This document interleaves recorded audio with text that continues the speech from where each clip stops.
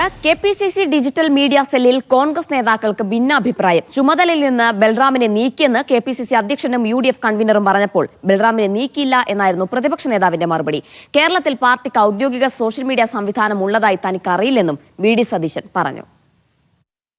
അത് KPCC president അക്കാര്യത്തിൽ പ്രതികരിച്ചിട്ടുണ്ട്. പ്രതികരണം മാത്രമല്ല, അതിനെ ചുമതല ഏൽപ്പിച്ചിരുന്ന ശ്രീ VT ബൽറാം ആ സ്ഥാനത്തു നിന്നും അദ്ദേഹം ഒഴിയുന്നു എന്ന് നേരത്തെ തന്നെ പറഞ്ഞിരുന്നതാണ്. അപ്പം അത് സ്വാഭാവികമായി പുനഃസംഘടന നടത്തുന്നതിനുള്ള ആലോചനകൾ നടന്നുകൊണ്ടിരിക്കുകയാണ്. ബലറാമിനെ ഒന്നും പുറത്താക്കിയിട്ടൊന്നുമില്ല. ആരാ പറഞ്ഞത്? നോ അത് തെറ്റായ വാർത്തയാണ്.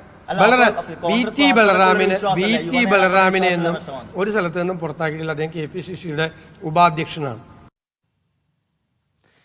ആര്യ വിനോദ് ചേരുന്നുണ്ട് വിശദാംശങ്ങൾ നൽകാനായി. ആര്യ, എങ്ങനെയാണ് ഈ വിഷയത്തിൽ നേതാക്കൾ രണ്ട് തട്ടിലാകുന്നത്?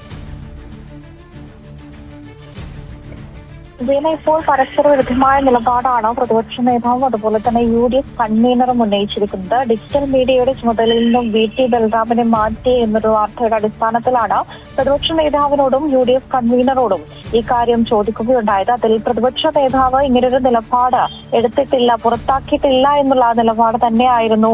VT ബൽറാമിനെ ഇതിൽ നിന്നും പുറത്താക്കിയിട്ടില്ല, ഡിജിറ്റൽ മീഡിയയുടെ ചുമതലയിൽ നിന്നും പുറത്താക്കിയിട്ടില്ല എന്നൊരു നിലപാടിൽ ഉറച്ചു നിൽക്കുന്ന ഒരു സാഹചര്യമാണ് ഉണ്ടായിരുന്നത്. അതുപോലെ തന്നെ കേരളത്തിന്റെ പാർട്ടിക്ക് ഔദ്യോഗികമായി സോഷ്യൽ മീഡിയ സംവിധാനം ഉള്ളതായി തനിക്ക് അറിയില്ലെന്നും അദ്ദേഹം വ്യക്തമാക്കുകയുണ്ടായി. അതുപോലെ ബൽറാമിനെ ചുമതലയിൽ നിന്ന് മാറ്റിയെന്നാണ് UDF കൺവീനർ അടൂർ പ്രകാശിനോട് ഈ കാര്യത്തെക്കുറിച്ച് ചോദിച്ചപ്പോൾ പറയുകയുണ്ടായത്. ഇക്കാര്യം പുനഃസംഘടനയെക്കുറിച്ച് ആലോചിക്കുന്നതായിട്ടും അടൂർ പ്രകാശ് വ്യക്തമാക്കുകയുണ്ടായി. രണ്ടുപേരോടും ഏകദേശം ഒരേ സമയത്ത് ചോദിച്ച ചോദ്യങ്ങൾക്കാണ് ഭിന്നാഭിപ്രായം ഉണ്ടായിരിക്കുന്നത്. ശരി ആര്യ.